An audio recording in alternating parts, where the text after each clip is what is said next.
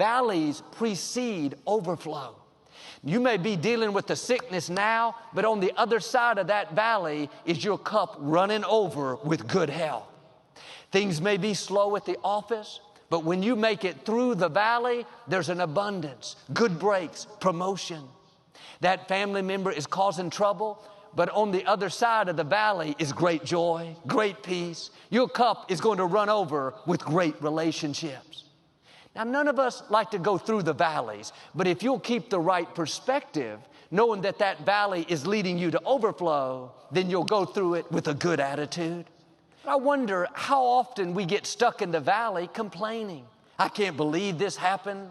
God is waiting to transform it into a gateway of blessing, but we have to pass the test. How we go through the valley makes a difference. I know a pastor that wanted to build a new auditorium. They had needed the space for a long time.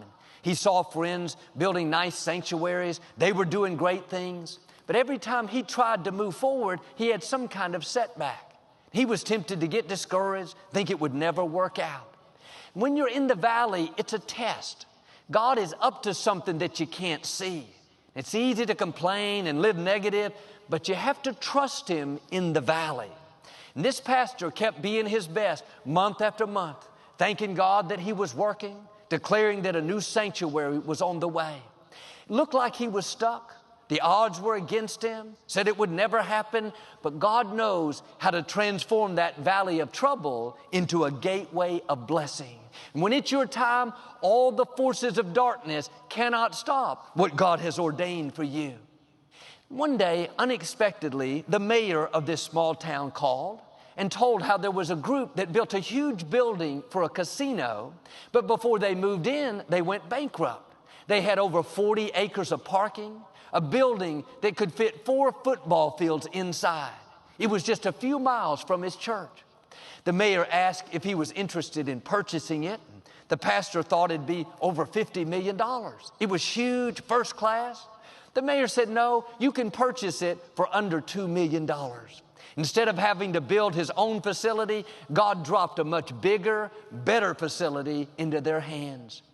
When you go through the valley in faith, thanking God, then you're going to come into that anointing where your cup runs over. God is going to do things that you've never dreamed. He's going to transform the valley of trouble into a gateway of abundance.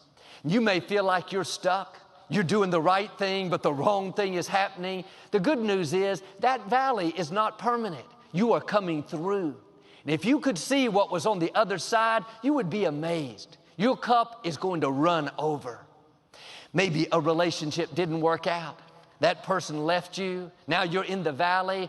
That is not the end of your story. God has a running over blessing, somebody better than you've ever dreamed. Stay in faith in the valley. Don't listen to Goliath. Don't believe the lies that it's never going to work out. It's too late. The obstacle's too big.